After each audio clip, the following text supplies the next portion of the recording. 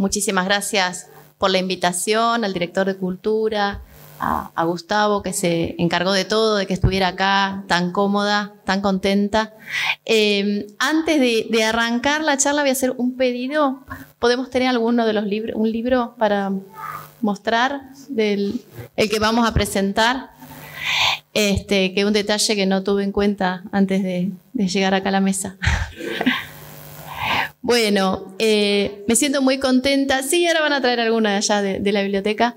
Me siento muy contenta de estar en esta ciudad. No la conocía. Yo soy de Mar del Plata y siempre digo que los libros, la verdad que me han hecho conocer gente maravillosa y lugares maravillosos. Gracias. Porque bueno, la tarea del escritor es bastante solitaria, ¿no? Un libro de estos que tiene un contexto histórico a mí me lleva por lo general un año de escritura, de investigación, de corrección, y eso es algo que uno hace solo, encerrado en un escritorio o en un cuarto con una computadora, aislado, y después el libro llega a las librerías, llega a los lectores, empieza a circular. Y ahí me empiezo a comunicar y a contactar con mis lectores que me cuentan lo que les pareció, la historia, el personaje, en dónde se sintieron identificados. Y bueno, y uno empieza a viajar también con el libro y pasa esto, ¿no? De conocer otras ciudades alejadas del lugar donde yo vivo y conocer otras personas y otras bibliotecas y otras maneras de recibir la historia y otros puntos de vista que quizás yo no tuve en cuenta al momento de escribir, pero esa devolución que hace el lector, esa otra lectura, es muy fuerte para el autor que pensó algo de una manera y que el lector lo recibió de otra y que te hace un comentario que vos decís, wow, ¿cómo vio esto? Y yo no lo vi cuando lo escribí, pero el lector lo ve de esa manera. Así que es un mundo maravilloso, el de los libros, el de la lectura, el de estar acá, el de compartir una feria del libro y poder conversar con ustedes de lo que nos pasa, ¿no? De lo que nos pasa como lectores, porque yo antes de escribir soy una lectora, soy una gran lectora desde muy chiquita y creo que eso fue lo que a mí me impulsó a escribir mis propias historias, ¿no? Pero no dejo de ser una lectora, así que compartir una feria con ustedes para mí es maravilloso y les agradezco que estén acá un sábado a la noche.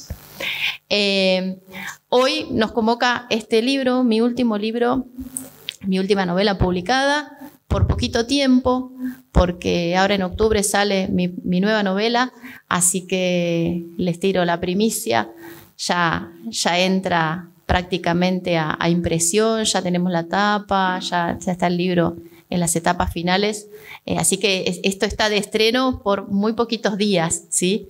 En casi 2 meses ya vamos a tener una nueva novela que espero la puedan tener acá también en la biblioteca. Pero bueno, hoy nos convoca El vuelo de la libélula, que bueno, no sé si la leyeron. ¿Quiénes de los que están acá leyeron la novela? Nadie la leyó. Bueno, entonces... ¿Sí? ¿La leyeron? ¿Ustedes la leyeron? Bueno, vamos a tratar de no hacer, de no develar ningún misterio, ningún secreto para quienes no la leyeron.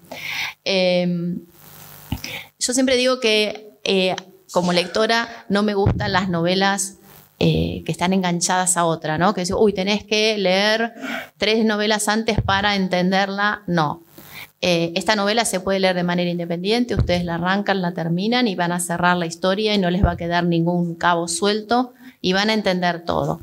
Pero sí les cuento que esta novela tiene un personaje que viene de una novela anterior, que es El susurro de las mujeres, que es una novela que gira en torno a la vida de Julieta Lanteri, ¿no? Yo creo que la novela es toda una excusa para contar la vida de Julieta Lanteri, que fue una gran mujer, que fue una luchadora por los derechos.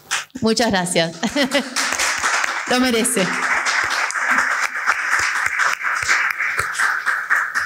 Una gran mujer, una luchadora por los derechos civiles y políticos, que bueno, lean o no esa novela, pueden leer su historia en cualquier lado y realmente vale la pena conocerla, y una mujer que ha sido poco tratada por la historia y que recién ahora en los últimos años está siendo reivindicada, ¿no? Pero bueno, justo con Cecilia Grierson, que ahora está en uno de los billetes, fueron médicas y fueron grandes activistas del feminismo y una lucha bien encaminada, ¿no? El feminismo quizás no como el feminismo que tenemos hoy, con el cual a veces yo no me identifico. Ellas tenían una postura de encarar las cosas y de hacer valer los derechos bastante positiva.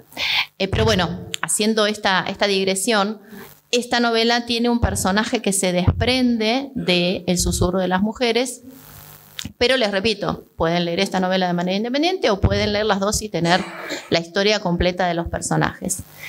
¿De qué va esta historia? Bueno, esta historia tiene muchos temas. A mí, por lo general, no me gusta escribir una simple historia romántica, sino que me gusta escribir la vida misma y en un contexto, en una época determinada. El hecho que dispara o que da pie a esta historia es el hundimiento del Monte Cervantes, que, como bien decía el locutor, se lo llamó en su momento el Titanic argentino, ¿no? Porque era un buque de pasajeros, un buque crucero, que salió de Buenos Aires con turistas, ¿no? Turistas que iban hasta el sur. Eran 1.100 y pico de pasajeros, más 300 y pico de tripulación, en enero de 1930.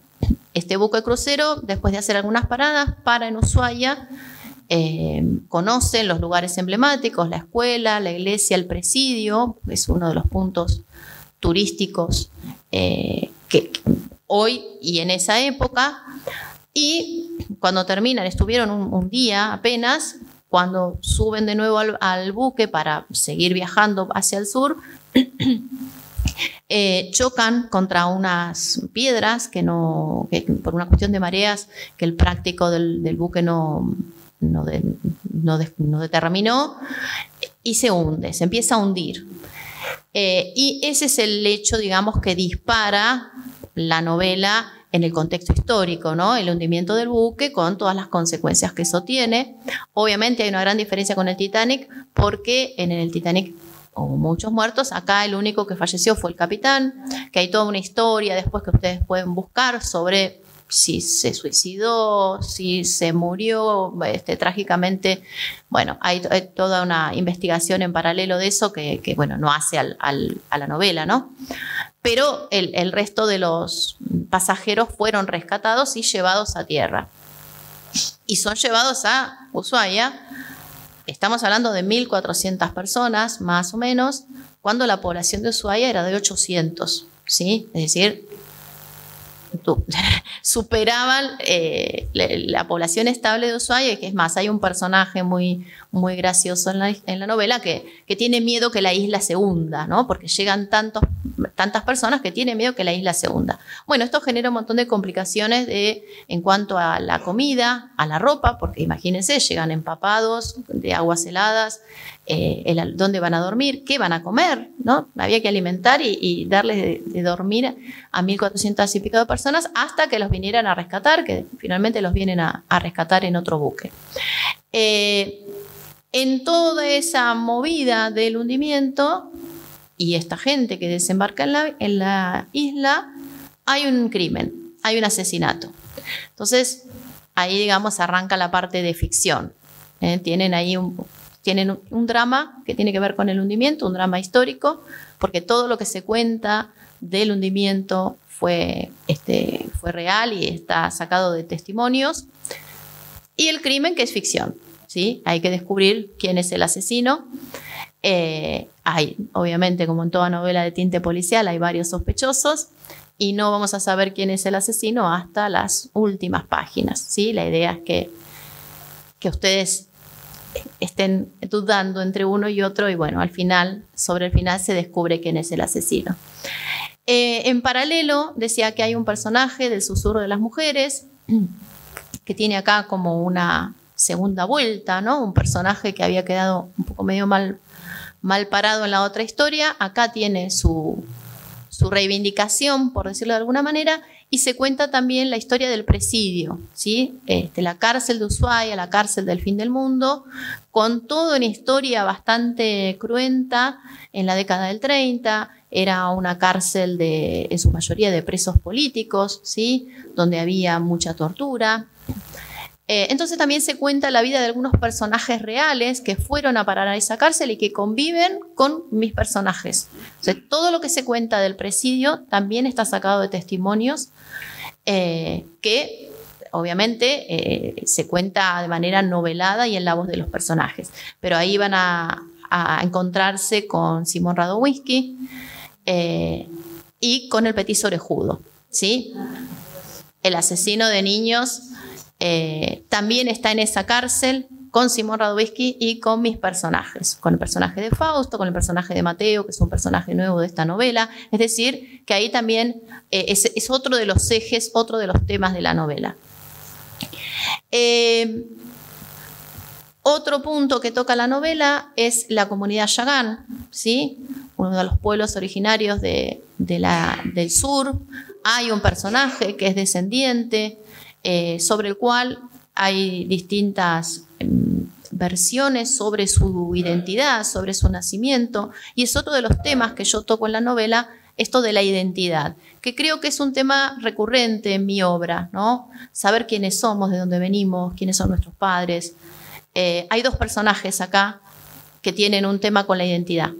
El Warjú, que es de origen Yagán, y Clara, que es la protagonista, también tiene un tema identitario que tiene que resolver, ¿sí? Yo no lo hago de manera consciente, pero bueno, mis novelas tienen estos temas recurrentes como son la identidad, la violencia, el abuso sexual, la justicia, como que son temas que se van repitiendo en distintas novelas y creo que tiene que ver también con mi formación, con mi búsqueda de justicia, con mis ideales, que quizás uno no lo encuentra en la profesión de la que vive. Yo soy abogada y quizás eso no lo encuentro en el ejercicio de mi profesión, entonces bueno, hago justicia un poco en mis libros y pongo de resalto esas situaciones injustas o que yo considero injustas. Así que bueno, acá también se trabaja el tema de las identidades, el tema de los orígenes, de saber quiénes somos, lo que tiene que ver con las costumbres. Hay todo un relato que tiene que ver con las costumbres de los yaganes y su simbología. Y otro de los ejes que transita la novela y que es algo que yo quizás nunca había explorado como escritora, pero es algo que a mí me gusta muchísimo como lectora. Yo soy fanática del realismo mágico, a mí me gusta mucho García Márquez, me gusta mucho Isabel Allende, sobre todo en sus primeras novelas, y nunca me había animado a plasmarlo en mis novelas son muy realistas, trato de que sean muy realistas, trato de que sean verosímiles, pero bueno, en esta me arriesgué, me jugué un poquito y le puse algunos condimentos de realismo mágico. Entonces, en algunos personajes y en algunos pasajes de la novela hay un poquito de realismo mágico que tienen que ver con estas libélulas, por eso se llama el vuelo de la libélula, porque hay unas libélulas que se aparecen en determinadas circunstancias a uno de los personajes y que anuncian cosas. Hay un cóndor también que simboliza cosas y que tiene que ver con los contrastes, ¿no? Las libélulas, el cóndor, el vuelo, la libertad, con el contraste del encierro que significa la cárcel. La cárcel tiene un papel bastante importante en la novela, no solo por los presos, digamos, famosos de la historia, sino por un personaje que está ahí adentro y sobre el cual hay todo un misterio. Y otro encierro que hay, que es un secreto que está encerrado en una caja, ¿no? Una caja que encuentra una persona y en esa caja hay un montón de secretos. Entonces la novela oscila entre lo que es la libertad y estos seres que vuelan y los encierros. Son simbolismos que a lo largo de la novela nosotros los vamos a poder ir uniendo e hilvanando para llegar al final de la trama con una respuesta a todas esas dudas que que se van planteando. Básicamente, sin hacer ningún tipo de spoiler, les conté cuáles son los temas de la novela, ¿sí? Habrán visto que es bastante variado. Por supuesto, hay historias de amor. Creo que son 3 historias de amor las que hay, obviamente una principal y luego las historias secundarias. Hay alguna parte, si se quiere, graciosa o algunos comentarios o algunas cuestiones que van para el lado del humor, muy sutiles. También es una novela que trata sobre los vínculos con los padres e hijos, vínculos entre hermanos, violencia familiar. Así que bueno, tienen de todo, no se van a aburrir, porque me podrán decir, no, a mí la novela romántica no me gusta. Bueno, pero tenés un policial, ¿sí? No, pero el policial no me gusta. Bueno, pero tenés un drama y no me gusta. Bueno, tenés realismo mágico, tenés aventura, tenés historia. Así que no hay excusa para... Algo les tiene que gustar de la novela, ¿sí? Salvo que no les guste leer. Bueno, pero bueno, más o menos de eso trata El vuelo de la libélula. Y bueno, ahora los quiero escuchar a ustedes. Me gustaría que ustedes me pregunten lo que me quieran preguntar de esta novela, de cualquier otra, que podamos intercambiar, que podamos charlar. Yo sé que al principio cuesta, ¿no? Que cuesta hablar o hacer una pregunta, uno se pone nervioso, dice voy a preguntar una pavada, sí, pero no son pavadas. Lo que a nosotros nos desvela, quizás a otro le sirve y sirve para romper el hielo. Acá ya tenemos una valiente. Sin voz, pero yo voy a estuviste cantando. No, después te cuento por qué. Yo quiero comprarlo ya, el libro, porque como yo vine para exponer mi libro, digo, bueno, pero quiero comprarlo porque me apasiona todo lo que está diciendo. Y más por Julieta Lantieri. Nosotros vivimos a una cuadra, nosotros somos de Berazategui, mira. Y estamos a una cuadra sobre la avenida Mitre, y está la casa que fue de Julieta Lantieri. ¡Ay, qué emoción! Es una casa muy, muy antigua que es patrimonio de la ciudad. Funcionó mucho tiempo, luego una panadería, y hoy está funcionando una casa que va a ser una casa de fiestas y demás. Y justamente para el 8 de marzo, cuando fui a dar una charla de violencia de género, la persona que organizó la charla justamente habló de Julieta Lantieri, ¿viste? Y bueno, me apasionó y me llevaste a eso de nuestros derechos, ¿no? Y bueno, yo quiero comprarte tu libro. Yo no vendo libros en la librería, en el stand. Bueno. Vi que había algunos libros míos, así que si quieren aprovechar... ¿El stand? Acá en la entradita... Bueno.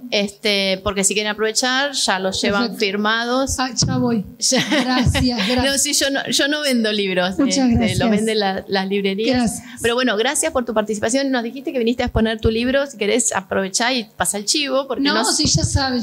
Bueno, no importa. Yo no sé yo. Estuve presentando el libro Malvinas una cruzada, porque soy hermana de un veterano de guerra y bueno, hay muchas historias, pero fue mi primer libro. Y la verdad que yo decía, como escritora, le digo, no, pero yo no soy escritora, pero más allá de que pasé por un cáncer, pasé muchas cosas en mi vida, yo escribía cada vez que viajaba a Malvinas, hasta que en el 2015 tuve una IT, un accidente isquémico transitorio, y eso me impedía hablar, poder escribir, y lo primero que hice fue guardarlos. Y no quererlos leer más. Y me amigué con la recuperación y demás y volver a Malvinas. Y bueno, hoy mi hijo está ahí y hay otro en camino que va a ser un cuento. Y creo que, como vos dijiste, en la lectura, los libros es un mundo maravilloso y creo que tenemos que traer a los niños nuevamente al papel. Sí. Los libros nos salvan, los libros, los que leemos, los que escribimos, los que estudiamos, a mí los libros me han salvado también. Sí. Y es muy importante eso que decís, traer otra vez los chicos a la lectura. No sé si al papel, porque a veces los chicos leen más en plataformas. Yo leo en papel, no puedo leer en plataformas. A veces leo en el celular cosas. Yo no puedo. Porque no me queda opción. Pero mi lectura como disfrute, como recreativa o como de estudio también, yo necesito el libro papel. Los chicos hoy leen en otros formatos y bueno, mientras lean, buenísimo, que si lo pueden hacer en otro formato, que lo hagan. Obviamente uno que es más conservador quiere el papel, porque el papel objeto, el olor, la forma, la textura, nada.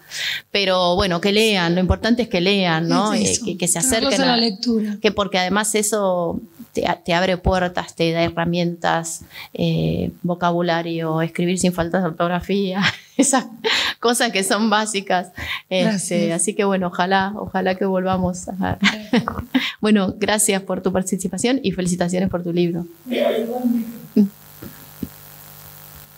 ¿Quién se anima a comentar algo que me quiera preguntar? Sí. Yo he leído, en este momento exactamente no te podría precisar cuál, pero he leído novelas tuyas. Y quería saber, aparte de las novelas históricas, románticas, ahora decís que incursionaste en el realismo mágico, ¿qué tipo de lectores tenés? Si más feministas, más hombres, jóvenes, me gustaría saber qué tipo de lectores. Mayormente son mujeres, no sé si feministas o no, pero la mayor parte de mis lectores son mujeres, pero tengo un público masculino que será un 20%, que me escribe y que se animó, porque está todo el tema del prejuicio de la novela romántica. Mis novelas están encasilladas como novela romántica, que es algo que a mí no me gusta, porque a mí las casillas no me gustan. Pero por una cuestión comercial, de marketing, esto va a novela romántica y está en un sello que es Plaza y Janés de novela romántica histórica. Para mí es una novela, porque yo con todo lo que les conté, y no puedo decir necesariamente que es una novela romántica. Sí, hay romance, sí, porque en la vida hay romance, hay muerte, sí, en la vida hay muerte, hay drama, hay traiciones, hay un montón de cosas. Entonces, para mí no es necesariamente una novela romántica, es una novela que tiene un montón de cosas, un montón de temas y que para mí no tiene un género definido. Pero bueno, por una cuestión comercial, las novelas van a lo que es novela romántica. Y eso de alguna manera, ustedes saben que hay un gran prejuicio contra la novela romántica, como que es una novela rosa, liviana, vacía de contenido, que no estaría mal si es una novela rosa, liviana, vacía de contenido y yo la quiero leer para no pensar en nada más que en esa historia de amor que va a tener final feliz. Y está buenísimo, si yo necesito leer eso en ese momento, ¿por qué va a estar mal? ¿No? Pero hay un prejuicio con eso, como si el amor, el romance fuera algo malo. Y en definitiva, en última instancia, lo que todos queremos en la vida es amor. Todos buscamos amor. Entonces, no nos engañemos. Pero bueno, está ese prejuicio y en general el hombre no va a buscar, quiero leer una novela romántica. El hombre va a buscar una novela de espionaje o de política o de guerra o un policial, ¿no? Pero bueno, yo tuve la suerte de que hay hombres que me han leído, que se han enganchado quizás con la parte histórica y que han disfrutado de mis novelas y que ya quedaron, digamos, como captados, ¿no?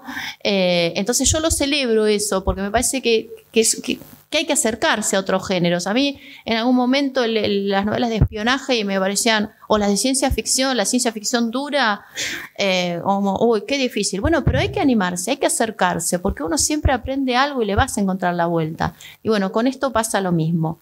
Y en cuanto a las edades, tengo gente de toda edad. Tengo chicas que arrancan a los 15 y que las madres las dejan a los 15, porque obviamente hay novelas que tienen escenas quizás más sensuales o alguna escena de sexo, si bien yo no soy demasiado explícita porque no me gusta, pero bueno, hay chicas de 15 ya que me empiezan a leer y de ahí para arriba, o sea, tengo toda una franja etaria bastante interesante y eso está buenísimo porque son distintas miradas de la misma novela, ¿no? Lo que decíamos hoy de los puntos de vista, que es lo que a mí me gusta. A mí, mi novela, mi manuscrito, cuando yo termino, que la leo varias veces y la corrijo varias veces, la doy a leer a dos personas totalmente distintas. Mi hijo mayor, que me empezó a leer a los 15, porque mi hijo mayor es súper lector y me quería leer, y yo, bueno, a los 15 te doy un libro. Bueno, a los 15 le tuve que dar el libro. Ahora tiene 23, pero él lee todos mis manuscritos, por un lado, y me hace su crítica, su punto de vista, me hace sus correcciones, y si tiene que ser cruel, lo es, y yo lo celebro y agradezco. Y la otra punta está mi amiga, que tiene 70 años. Entonces tengo un hombre, una mujer, 23, 70. Leen lo mismo, y los dos me dan cosas distintas, y a mí me encanta porque eso nutre, alimenta, y yo todo lo que ellos me dicen lo incorporo, lo valoro, y creo que la novela queda mucho más consistente, ¿no? Porque son distintas miradas. Y con los lectores post publicación pasa lo mismo. A mí todo lo que me cuentan, todo lo que me dicen me sirve, no ya para la novela publicada, obviamente, pero sí me sirve para yo encontrar otras cosas en esa historia y para lo futuro. Así que para mí también es muy enriquecedor escucharlos a ustedes, y por eso yo los quiero integrar a la charla, y que sea un intercambio, ¿no? Que no sea un monólogo de mi parte.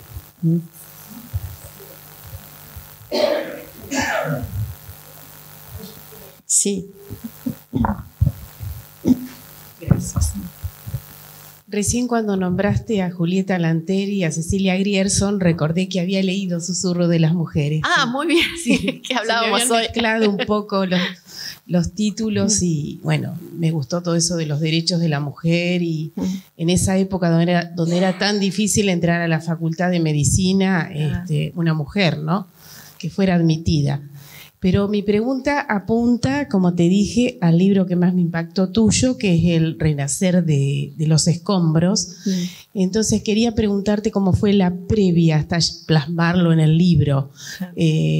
¿Cómo fue, si entrevistaste a descendientes del terremoto ahí en San Juan, o cómo hiciste? Bueno, esa novela surgió, no surgió a partir del hecho histórico, porque la mayoría de las novelas surgen a partir del hecho histórico. Yo me entero de algo y digo, uy, esto no está muy contado, voy y lo escribo. Esta historia del Monte Cervantes no estaba muy contada, la voy a novelar.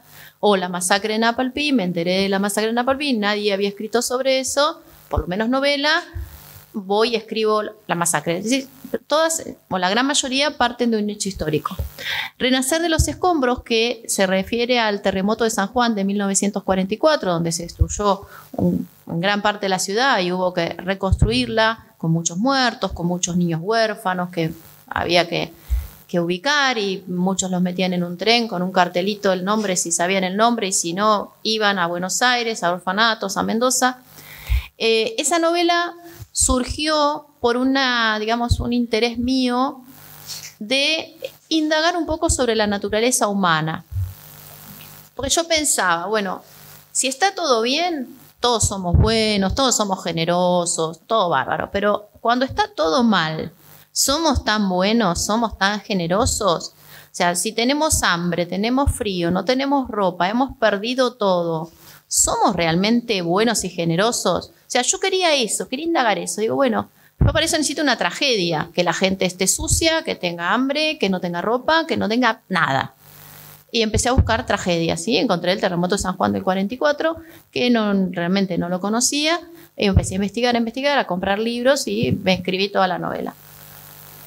Comento, yo por lo general no cuento de lo que estoy escribiendo, salvo a mi círculo más íntimo, mi hijo, uno de mis hijos, mis otros hijos no leen nada, pero no suelo contar.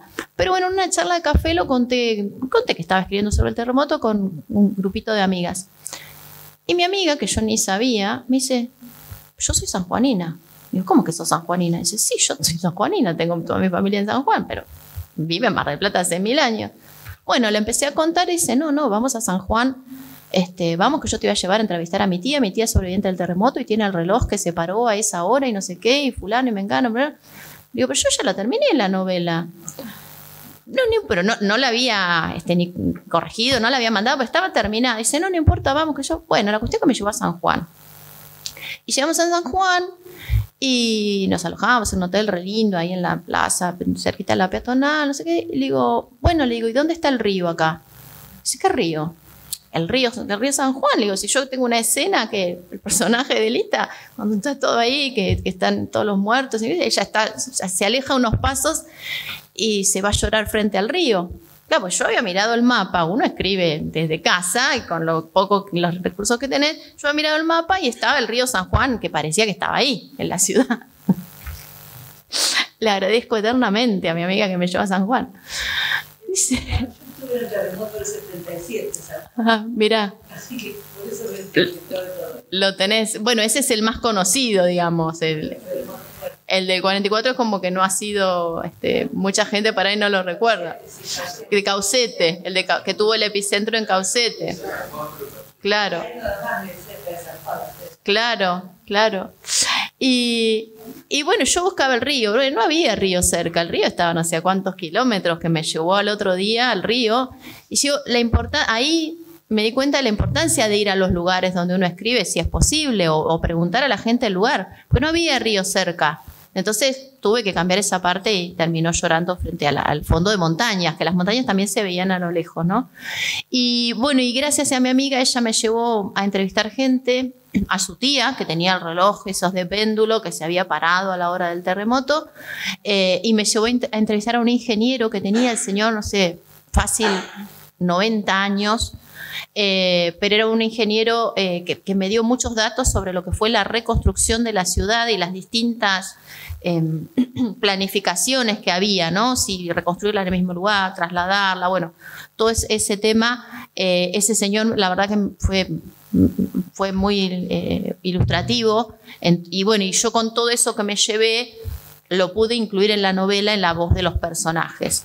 Pero bueno, yo hasta ese momento los testimonios que yo había sacado habían sido de libros, no de testimonios directos, ¿no? De personas que lo habían vivenciado. Y después conocí a otra señora que nos hicimos muy amigas, ella tiene ahora 82, y cada vez que a Mar del Plata charlamos, y ella un día que fue a una presentación me dice, yo soy una sobreviviente del terremoto. Me dice, yo era chiquitita y dice, yo no sabía, se enteró de grande en un casamiento, que ella llegó y a unas primas, no sé qué, como que cuchicheaban y decían, ahí viene la del terremoto, y ella, ¿qué están hablando? Y ahí le contaron que ella era chiquita y que se cayó una viga y ella estaba como en una cuna, en un corralito, no sé qué, y que se salvó porque cayó arriba del corralito y ella se enteró de grande, ¿no? Y bueno, y esto me lleva a pensar en todas esas, en todos esos secretos familiares, de todas esas cosas duras, dolorosas, que no se hablan, ¿no? Que no se hablan en las familias y que quizás la gente o no se entera nunca o se entera así de casualidad en un contexto que no tiene nada que ver, ¿no? Pero el tema de los secretos que abundan en las novelas, porque yo los trabajo muchísimo en las novelas, pero que en realidad son secretos que tienen todas las familias, ¿no? Y que qué bueno estaría poder hablarlos y que esas cosas no pasen, ¿no? Pero bueno, volviendo a tu pregunta, eso de recabar los testimonios de las personas que realmente lo vivieron es muy fuerte porque, bueno, vos tendrás también muy vivido todo y son cosas que transmitidas en primera voz, para uno que las va a contar, es impresionante, es un plus.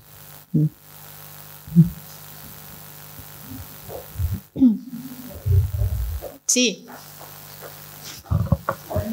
Uh-huh. Ah, sí, cuando terminemos la charla hacemos la firma. ¿Te tenés que ir? Yo porque no quiero interrumpirla. Bueno, dale, mientras charlamos yo te hago Bueno, gracias. Yo no soy de paso. Pero estás acá nomás. Sí. Estás acá nomás. Perdón la interrupción.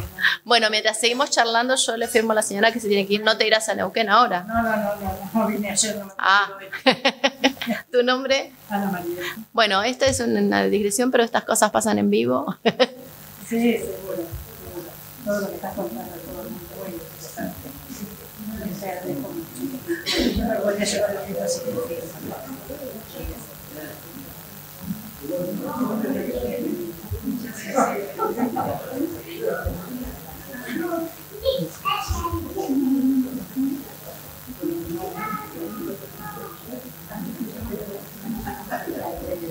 históricos que mi hermana presentó un libro de acá. Ah, mira. Tuvieron varias presentaciones hoy. Bueno, Muchas gracias. Gracias por venir. Espero que te guste. No, por favor.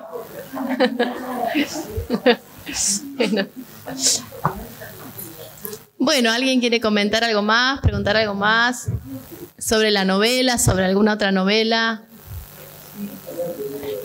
¿No? Bueno, les cuento mi próxima novela que sale ahora en octubre. Es una novela independiente, o sea, no tiene ningún personaje conocido, y es una novela que transcurre en el norte, también sobre un hecho histórico no demasiado divulgado. A mí me gusta contar historias que quizás no se conocen tanto, ¿no? Obviamente hay novelas que tienen temas que ya han sido trillados y que ya han sido llevados al cine, como la que tiene que ver con la Patagonia rebelde. Pero bueno, trato de buscar escenarios que sean un poco más reveladores, ¿no? Porque nuestra historia argentina tiene tantas cosas ocultas y tantos hechos que quizás no conocemos ni nos hemos acercado de una manera más cotidiana, o que la hemos pasado en nuestra educación, lo hemos pasado medio por alto y estudiándolo como un dato, ¿sí? Como una fecha, como un dato, pero no llegamos a entender en profundidad lo que realmente pasó. Entonces, a mí me parece que la historia novelada y contada quizás desde adentro, desde el punto de vista de los personajes, se nos hace más fácil, ¿no? A mí, por ejemplo, nunca me gustó la historia. Cuando estudiaba, nunca me gustó estudiar historia, lo confieso. Y me volví como una fanática a partir de la lectura de las novelas históricas, ¿no? Que seguramente ustedes han leído, las novelas de Florencia Bonelli y de todas las autoras argentinas que han escrito nuestra historia. A mí me gusta más el siglo XX, ¿sí? Así que la mayoría de mis novelas están ambientadas en el siglo XX, mis colegas quizás son más del siglo XIX, entonces me parece que entre todas podemos ir abarcando distintos periodos de la historia y que no quede ningún suceso sin contar, sin mencionar. Creo que todo es un aprendizaje y es una manera de tener una visión más integral, ¿no? de todo lo que nos pasó. Así que bueno, espero que sigan leyendo en general, ¿no? Si leen novela, a mí el mundo de la novela me parece maravilloso, me encanta, es lo que más me gusta leer. A veces leo cuentos también, pero bueno, como que mi corazoncito está en la novela. Pero bueno, lo importante es que todos podamos acceder a los libros y dejarnos llevar por las letras, por las palabras y bueno, ser felices en ese ratito que nos encontramos con los libros y con la lectura. Yo te quiero preguntar que ella tiene la duda, pero no te quiso preguntar. Ay, y vos la vas a mandar al frente. Vos tenés que decir, yo tengo la duda. A raíz de lo que ella me dijo, me apareció la duda. ¿Qué te llevó a escribir Pulsión? Ah, Pulsión. Completamente diferente. Sí, Pulsión es como una novela disruptiva en todo lo que tengo escrito. En realidad Pulsión no surgió como una novela, yo siempre lo dije. Yo eso lo empecé a escribir para mí, porque lo necesitaba, porque me hacía mal lo que estaba pasando. Yo eso lo empecé a escribir ni bien ocurrió el asesinato. Yo tengo 3 hijos, 2 varones y una nena. Mi nena tiene 18 años, en ese momento tenía menos, pero mis 2 varones, que son unos añitos más grandes, habían empezado a salir de noche, obviamente, y ahora sale mi nena, ¿no? Y como toda mamá, cuando los chicos salen, uno está, se conectó, no se conectó, llegaste, no llegaste. Bueno, cuando pasa esto del asesinato de Fernando, para mí fue atroz, fue como para todos, calculo. Pero yo no podía hablar del tema, yo no quería que me contaran, no quería saber, no quería ver los noticieros, no quería que nadie hable de ese tema. Y en mi casa todos hablaban de ese tema, yo me terminé peleando con todos, no me hablen, no me cuenten, no quiero saber. Y en un momento dije, bueno, es un problema mío, o sea, todo el mundo habla de esto, yo no puedo obligarlos que no hablen de esto porque todo el mundo habla de esto, como hoy todo el mundo habla de otros casos, ¿no? De Loan o de Venezuela. Pero bueno, yo no podía, a mí me hacía mal, yo me angustiaba, lloraba. Y ahí nomás nos encerraron porque fue el año de la pandemia, o sea que era todo como un combo de cosas muy fuertes. Y yo dije, bueno, esto es un problema mío, yo lo tengo que sanar, y si yo como sano mis cosas es escribiendo. Entonces me senté a escribir, agarré el archivo en blanco y empecé. Y no podía pensarme desde, o sea, de cualquier lugar en el que yo me pusiera en ese drama, todos los lugares eran feos. El menos doloroso, quizás, era pensarme yo como mamá de un posible asesino. Entonces yo pensé, se me cruzó por la cabeza, ¿qué me pasaría a mí si yo me levanto un domingo y me llaman y me dicen, che, uno de tus chicos está preso porque mató a otro chico? Y no lo creería. Entonces ese fue digamos, lo que se me pasó por la cabeza, y empecé a escribir eso como para yo acercarme o sanar eso. Y arranqué como mamá, fui totalmente visceral, puse ahí todo lo que yo hubiera dicho o pensado o hecho, y llegué a un punto que esa mamá se me acabó, y llegué dije, y esto es una novela, porque era una novela, por lo menos tenía todos los tintes de una parte de una historia. Cuando me di cuenta de eso, esa voz ya se me había agotado. Entonces ahí creé, y ahí ya sí con cabeza de novela, creé el personaje de Magda, de esta adolescente, otra mirada femenina, otra mirada de alguien que amaba a ese muchacho. Y bueno, ahí empecé a escribir ese personaje y bueno, lo terminé. Una historia corta que la escribí muy rápido porque fue una cosa muy visceral, muy catalizadora. Y la guardé y la archivé y quedó ahí. Y no se la mostré a nadie. No se la mostré a nadie hasta un año y pico después. Porque para mí eso no era una novela. Eso, si bien tenía la forma de novela, eso era algo mío, ¿no? Como muchas cosas que uno escribe y que son de uno. Y bueno, después se la mostré a quien en ese momento era mi agente, porque dije, bueno, tuve necesidad de mostrarlo, se lo mostré, le pareció que era muy publicable, y bueno, ahí ya empezó todo el camino editorial, y se publicó finalmente con la... Yo no sé, yo creo que habrá sido una cuestión comercial en su momento cuando se publicó, porque justo se publicó cuando era el juicio. Yo realmente eso no lo sabía. A mí me habían propuesto 2 fechas: diciembre creo que fue el 2022, se publicó, diciembre del 2022 o diciembre del 2023. Eran esas 2, porque yo ya había publicado novela, y eso fue a mitad del 2022. Y yo dije, diciembre del 2022 ya está, diciembre del 2023 falta un año y pico. En el medio alguien más, Claudia Piñeiro, sale con una novela de este tema, porque era un tema. Digo, bueno, listo, que salga ahora, diciembre del 2022. Y sale la novela y al mes es el juicio, que para mí fue horrible. Realmente fue un lanzamiento que no disfruté, porque yo estaba presentando una novela, que se supone que presentar un libro es algo lindo, y tuve que presentar esa novela en medio del juicio con todo eso otra vez. O sea, fue muy difícil. De haberlo sabido hubiera dicho, no, publíquenla en diciembre 23 o no la publiquen, pero bueno, las cosas se dieron así, y yo creo que la editorial sabía que el juicio iba a ser. Yo, como seguía negada al tema, no lo sabía, pero bueno, no olvidemos que una novela es un producto comercial para una editorial, tiene que vender, y estuvo bien la jugada desde ese punto. A mí me hizo muy mal. Realmente me hizo muy mal, porque además tuve entrevistas que se entrevistaban a mí por la novela, y por el otro lado estaba la mamá de Fernando declarando, llorando. Entonces, horrible. Pero bueno, fue una cosa que yo necesité escribir en su momento, se hizo, me la publicaron, y quedó ahí como un testimonio de que uno puede escribir cualquier cosa si quiere, ¿no? Porque me parece que también el punto, más allá de lo que decíamos hoy del encasillamiento en, bueno, Gabriela Exilar escribe novela romántica, pero Gabriela Exilar puede escribir otra cosa también. Sí, Sí, de hecho yo tengo escritas otras cosas totalmente distintas, pero son para mí. No son novelas que yo quisiera publicar, son cosas que uno escribe. Tengo novela negra, tengo novela al estilo Bukowski, no sé si han leído Bukowski. Pero bueno, no las escribí para publicar, las escribí para mí porque a mí me da placer escribir.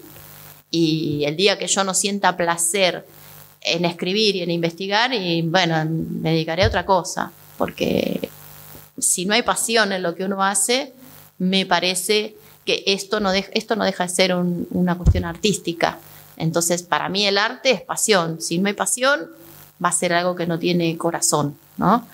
El día que eso no me pase, y bueno, colgaré la visera y me dedicaré a otra cosa. Pero para mí pasa por ahí, ¿no? Uno tiene que escribir lo que tiene ganas de escribir, lo que lo haga feliz, sin pensar en la publicación. Pues si estamos pensando en el lector, en la publicación, y no, ya hay un montón de condicionantes que te quitan la espontaneidad. Pero bueno, eso me funciona a mí. Quizás otros me dicen, no, yo pienso en el contrato editorial, pienso en el lector, pienso en esto, pienso bla, bla, y escribo y me funciona. Bueno, a mí, si no tiene algo que a mí no sé, muchas veces me han contado historias que son historias maravillosas, y sí, son re novela, pero escribí la voz, porque a mí te la escucho y me parece maravillosa, pero a mí no me sale para escribirla, no me genera esa cosa que yo necesito. Entonces, me parece que pasa por ahí, ¿no? El tema del arte.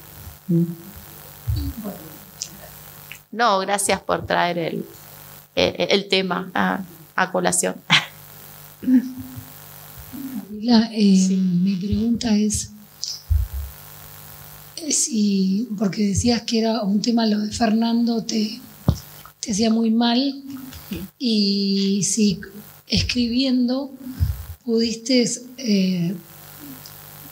responderte o encontrar el por qué te hizo mal, el que no querías escuchar nada, o mismo en el lanzamiento del libro.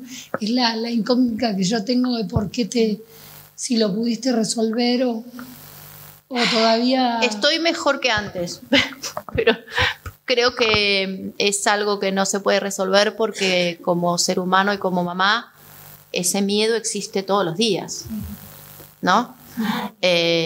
Y el miedo por los hijos lo tenés todos los días. Entonces, frente a esos casos atroces, y me parece que no hay solución, yo realmente no le encuentro. Lo que sí pude resolver, entre comillas, es que puedo hablar del tema sin llorar, puedo acercarme al tema sin llorar, sin ponerme como me ponía antes. Yo antes no podía hablar porque me largaba a llorar y me angustiaba mal y me ponía muy mal físicamente. Bueno, ahora por lo menos lo puedo hablar, ya pasaron 4 años, entonces bueno, es como que, viste, como la lastimadura que se va haciendo cicatriz y después ya de unos años la cicatriz y casi no. Pero bueno, son temas que lamentablemente no tienen solución, porque uno no deja de ser madre nunca, ¿no? Y bueno, y el otro rol que me dejó a mí como aprendizaje, me generó muchas intrigas mientras la escribía, porque mientras yo escribía y me cuestionaba como mamá, yo pensaba, ¿yo conozco a mis hijos? Yo sé lo que hacen mis hijos afuera, porque yo sé lo que hacen en mi casa, sé lo que les dice, cómo los eduqué, los valores, bla, bla, bla. Pero afuera, ¿uno sabe realmente qué hacen? ¿Uno sabe ustedes saben si sus hijos son líderes o son liderados? Uno puede creer que el hijo es líder o que es liderado, pero no sabes, porque viste que el mundo de los chicos, y esto lo que tiene que ver con los códigos, ¿no? Con las lealtades, yo hablé mucho, yo preguntaba mucho, sobre todo a uno de mis hijos, que era por ahí el que más salía. Yo me preguntaba, ¿y qué hacen en los boliches? ¿Y qué hacen en la previa? ¿Y qué hacen acá? ¿Y si tu amigo hace tal cosa, vos lo contás? Y me dice, mamá, ¿por qué me preguntás tanto? Y dice, ¿yo los conocés a los chicos? Claro, porque yo no le decía, que no le iba a decir que estaba escribiendo eso, porque les prohibía hablar de eso, no. Entonces yo le contaba esas cosas, ¿no? Y le digo, ¿y los pactos de silencio entre los amigos? Y tu amigo no, mamá, ¿qué pacto de silencio? Si hay un delito, si hay una cosa mala, y yo lo voy a decir, pero por más que sea tu amigo, vos lo vas a mandar al frente. Y sí, mamá, si matan a alguien, lo voy a mandar al frente. ¿Viste? Esas cosas que decís, bueno, pero yo le preguntaba mucho para ver qué había del otro lado, porque uno cree un montón de cosas, pero después ves estos casos o ves cosas que pasan todos los días y decís, hoy, ¿realmente sabemos? Porque uno, no sé, para ustedes les han pasado, yo, y les voy a hacer una confesión, yo siento que mis padres no me conocen. Mis padres no me conocen. Entonces, dalo vuelta. Yo conozco a mis hijos ¿qué pensarán? Mamá no me conoce, ¿no? Entonces uno empieza con todas esas preguntas que a veces no tienen respuesta, pero bueno, que a mí no se me hubieran ocurrido si no estuviera escribiendo eso. Si no hubiera escrito eso, no se me hubieran disparado tantas preguntas. Que obviamente hay muchas que no tienen respuesta, ¿no?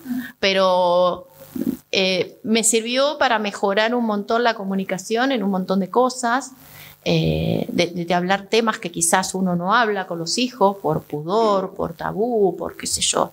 Pero bueno, a mí en ese sentido me sirvió.